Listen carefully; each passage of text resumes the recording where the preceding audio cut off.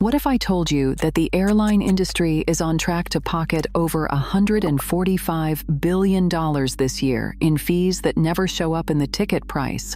A figure the International Air Transport Association, IATA, independently puts at $148.4 billion globally, and that the people who actually work the system, the travel insiders, the frequent flyers, the airline passenger rights veterans, have been screaming about this for years, while the rest of us click confirm booking without a second thought? Most people don't know this, but the airlines have built an entire shadow economy designed to drain your wallet one $5 charge at a time. And they spent real money in federal court to make sure you never see it coming. Here's what most people miss. This isn't about one bad airline or one greedy policy. This is a system engineered, refined, and legally defended, where the sticker price is a lie and the real cost reveals itself only after you've committed. And the rules that were supposed to protect you? Some of them just got gutted. But here's the part that should make you sit up straight. Buried inside this same system are 5 protections that are still on the books right now. Rules the airlines would rather you forget exist. Rules that can put real cash back in your pocket. We're going to talk about one rule near the end of this list that can force an airline to hand you up to $2,150. And most passengers walk right past it. And the rule sitting at number 1? It's the single most powerful 24-hour window in consumer travel. And almost nobody uses it correctly. Hit that subscribe button, because every week we post videos that pull back the curtain on the fees, the fine print, and the corporate tricks that are quietly costing you thousands. Here are 7 airline rules that will shock you, ranked from infuriating to absolutely criminal. Number 7. The baggage fee tax dodge. The quiet loophole that prints money while you pay more. Every major airline in the country raised checked bag fees within a single week in April of this year. United on April 3rd. Delta and Southwest on the 8th. American on the 9th. JetBlue moved first in late March. $10 more per bag across the board, almost overnight. Your first checked bag now runs $45. Your second, $55. A third bag, $200. A family of 4 checking 2 bags each on a round trip is now paying $320 to $480 more than they were just a few months ago. Think about that. $480 that never shows up in the fare you searched for. But to understand how we got here, you have to start with Spirit Airlines. In 2006, Spirit became the first U.S. carrier to charge for checked bags as a standalone fee, pioneering the unbundling model that every major airline eventually copied. What began as a budget carrier strategy became a billion-dollar industry blueprint. And here's what nobody tells you about why they raise bag fees instead of ticket prices. Domestic airfares are subject to a 7.5% federal excise tax. Baggage fees are not. When an airline moves $10 out of the base fare and into a bag fee, they pocket the tax difference. An airline pulling in $1 billion in baggage revenue saves $75 million in taxes. The numbers don't lie. Drew Powers of Powers Financial Group put it plainly: baggage fees are sticky. Once they go up, they stay there. The Bureau of Transportation Statistics confirms U.S. airlines collected over $5.5 billion in baggage fees in a single year.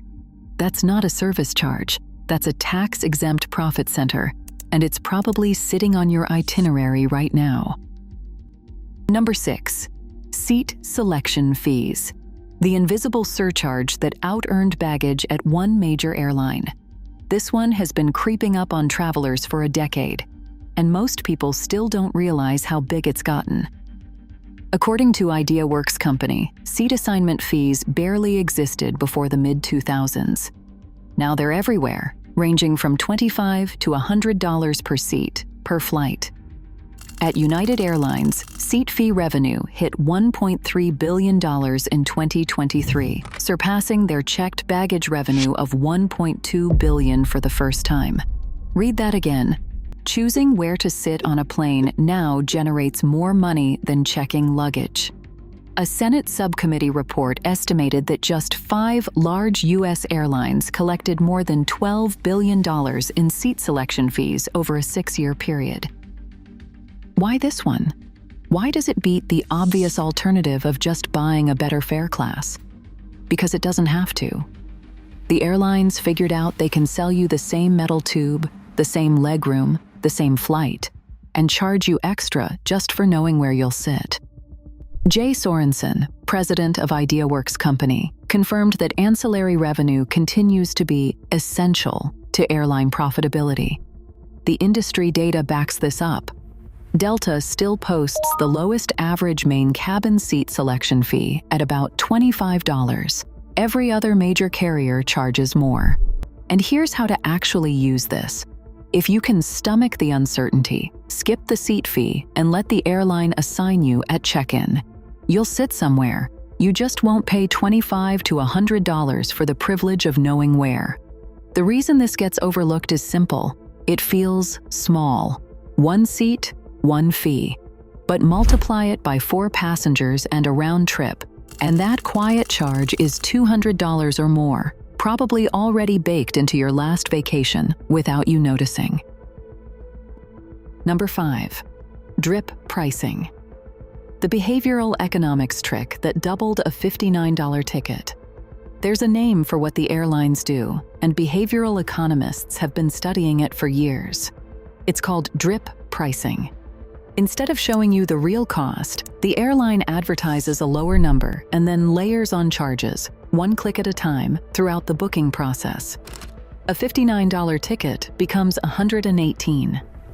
Independent analysis shows the average traveler quietly hands over $187 in non-headline fees on every international round trip. Think about that. $187 that you agreed to pay without ever seeing a single honest total. There's a real story that captures this perfectly. A traveler booked what looked like a $400 round trip on a low-cost European carrier. A 23-kilogram checked bag added $90. Seat selection for 2 passengers cost $48.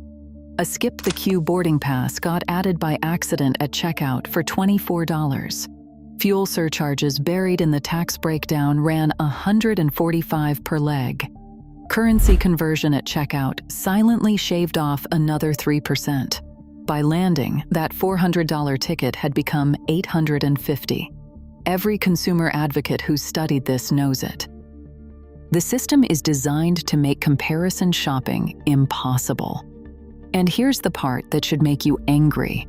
A federal rule that would have forced airlines to show baggage and change fees during your fare search was finalized in April 2024, then blocked in court after Airlines for America, the trade group representing American, Delta, United, JetBlue, and Alaska, sued and called it regulatory overreach. As of July 2nd of this year, the DOT officially rolled it back. The airlines fought for the right to hide the real price, and they won. Your defense now is manual. Search the airline's fee page before you book, add bags and seats to every fare you compare, and never trust the number on the search results page. Number 4. The fee transparency rollback. The federal protection that got killed while you weren't watching. If you're starting to see the pattern, if you're realizing the airlines aren't just charging you more, they're fighting in court to make sure you can't even see what you're being charged. Do me a favor. Hit that like button. It helps this reach people who actually care about where their money goes. And if you haven't subscribed yet, you belong here. Here's what happened.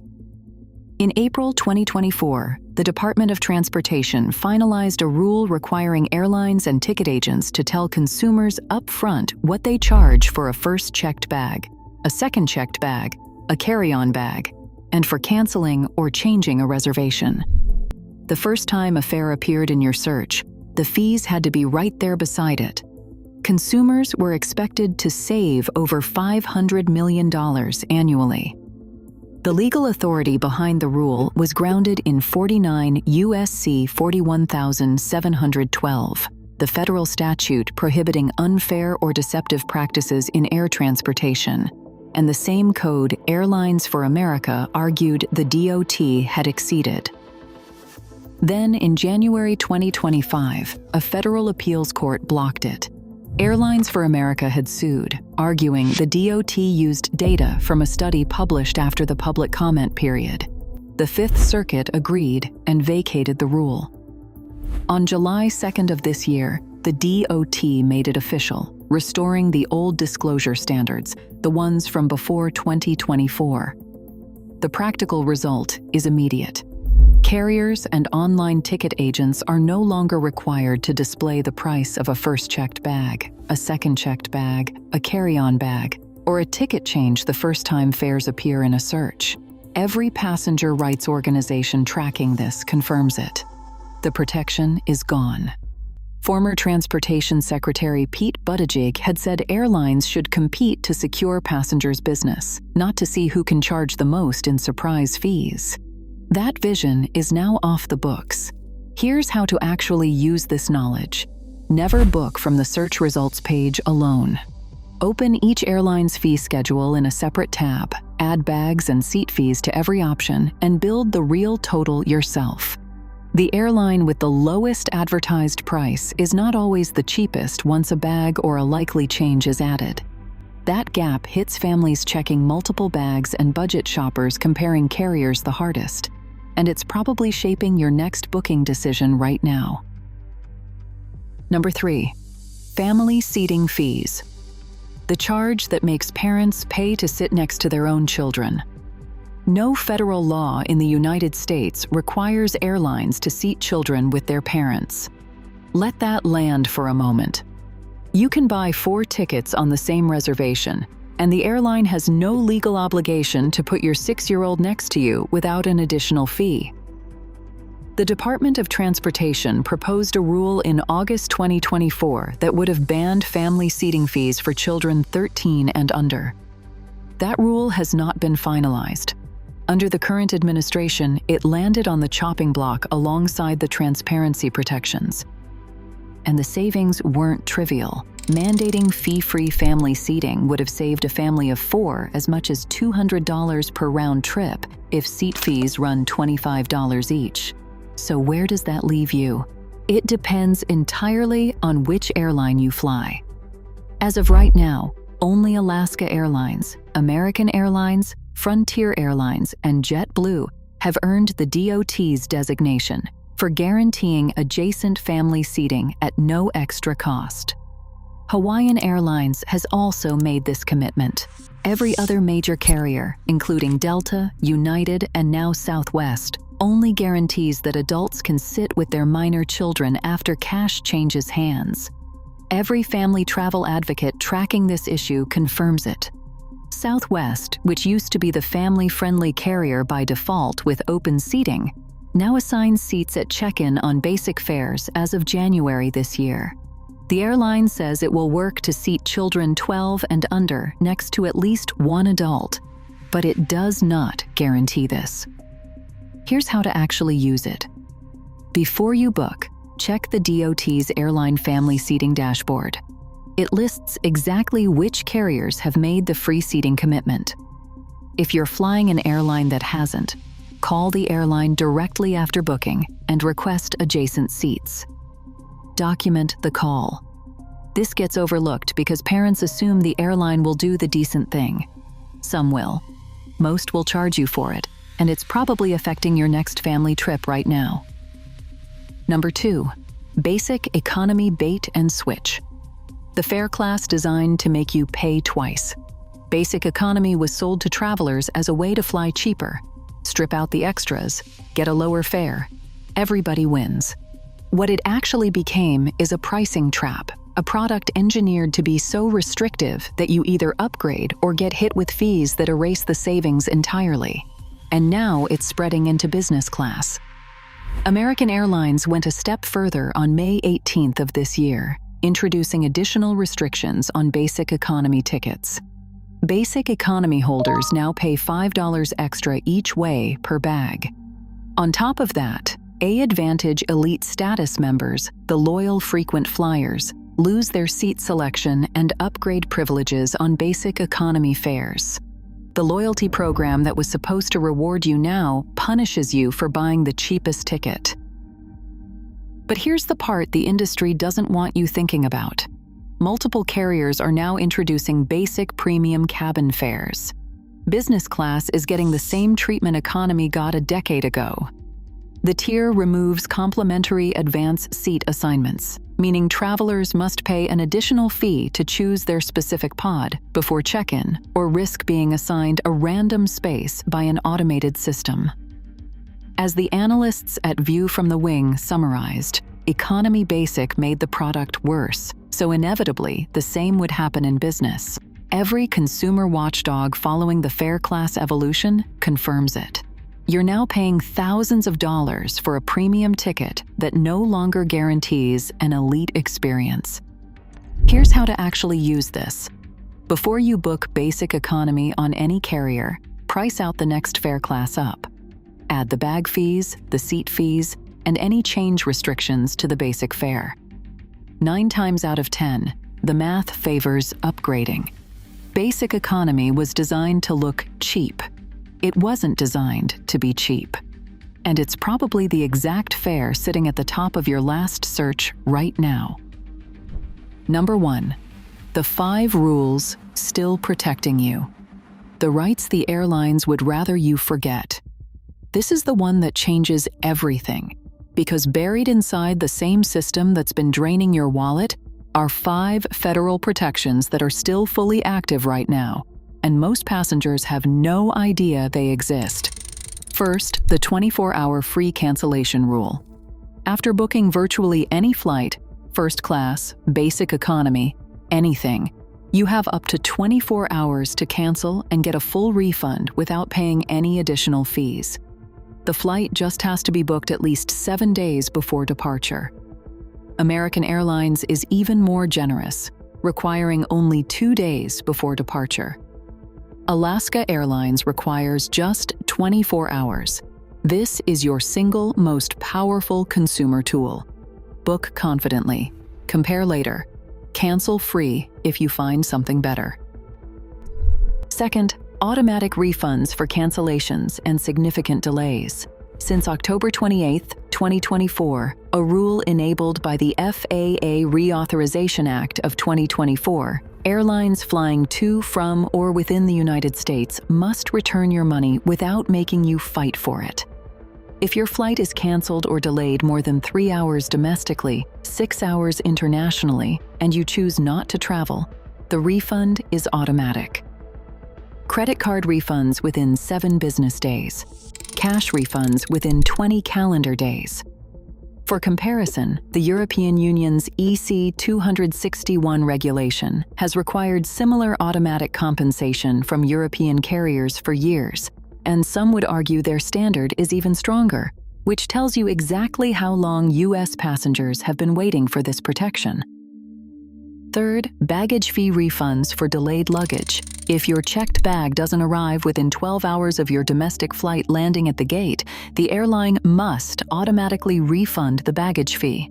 15 hours for international flights. Fourth, involuntary bumping compensation. If you're bumped against your will, you're entitled to 200% of your one-way fare, up to $1,075 if you arrive 1 to 2 hours late. 400%, up to $2,150 if you arrive more than 2 hours late. Always demand cash. It's your legal right under 14 CFR Part 250. Fifth, ancillary fee refunds for services not delivered. Under the 2024 rules, if you paid for Wi-Fi that was broken, a seat selection that got reassigned, or lounge access you couldn't use because of a cancellation, the airline must automatically refund the fee. Every consumer rights attorney tracking airline law confirms it. Here's how to actually use all 5. Screenshot your booking confirmation, know your departure time to the minute, and if anything goes sideways, cite the specific right before you ask, not after. These protections are probably sitting right next to your next delayed flight, waiting for you to claim them. If you made it all the way to the end, you've just learned something most passengers never will. The airline fee system isn't broken, it's built this way, and the only defense is knowing exactly where your money goes and exactly what rights you still hold. Smash that like button if this changed how you think about buying a plane ticket. Drop a comment and tell me which one surprised you most. Team baggage tax dodge? Team fee transparency rollback? Team 5 rules still protecting you? I read every comment. And if you haven't subscribed yet, hit that subscribe button and ring that notification bell so you never miss a video. I'd love to have you on this journey with us. Remember, sometimes the best protection isn't in the fine print they show you. Sometimes it's in the federal rule they hoped you'd never read, waiting for you to claim it.